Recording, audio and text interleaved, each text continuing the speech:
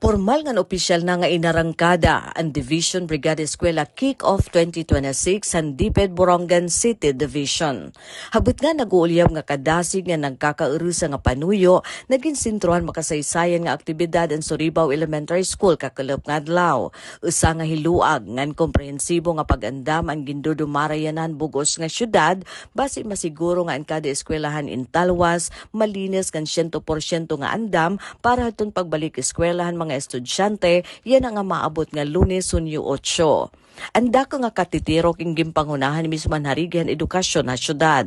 His Schools Division Superintendent Dr. Gorgonio Diaz Jr. Kaupod ang bugos nga persa Diped Borongan nga hinlalakipan ni Assistant Schools Division Superintendent Toloz Artiga, Jennifer Baliena, SGOD Chief Jesse Tentativa, mga Education Program Supervisor, District Supervisors, ngan mga school head, tikang iba-iba nga dapit han dibisyon.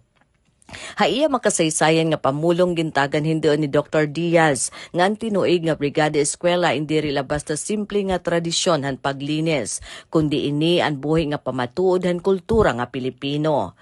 Siring niya hailarumhan tema nga bayanihan sa paaralan nagkakaisa para sa kaayusan at kaalaman, tulong nga bulawanan nga elemento ang kinahanglan itanom makasing-kasing han kada taga Borongan.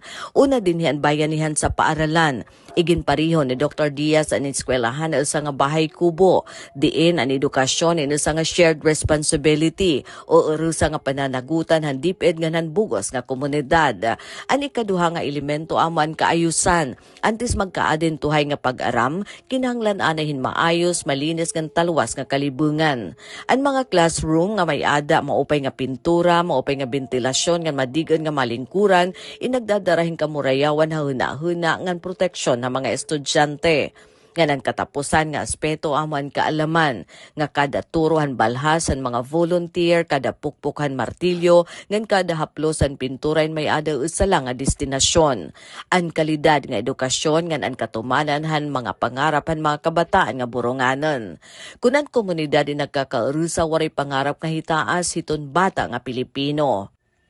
Wara makawang ang panawagan ng dibisyon tungod kay bumuhos ang suporta, tikang iba-iba nga sektor nga nagpakita ni era overwhelming support. Nagpaabot hinda ka nga pagpasalamat ni Dr. Diaz ang pamunuan ng Suribao Elementary School, hailarom han liderato ni Mrs. Erna Grafil.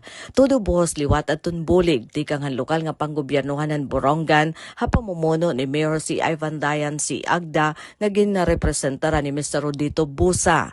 Sugad man ang Suribao Barangay Council, hapamumuno ni Kapitan Candido. Nakipagkapit bisig gihapon ang persahan seguridad ang Philippine Army Combat Engineering Battalion haliderato ni Lieutenant Colonel Brian Makutay nga ang PNP Borongan City Police Station hapamumuno ni Police Lieutenant Colonel Silver Cabanillas nga ginarepresentara ni Lieutenant Catherine Poro. Wara liwat paorhi ang pribado nga sektor, sugad ang East-West Bank, First Consolidated Bank, City Savings Bank, Dolly, McDonald's, media ngan adton mga kaganak nga pinangunahan han Division PTA President nga Mr. Anthony Aguilio. Ang Brigada Eskwela in madalagan nga dayton Biyernes nga adlaw. Para Habagong Pilipinas, Daisy Lalosa Bilizar, Radyo Pilipinas, Radyo Publiko, Borongan.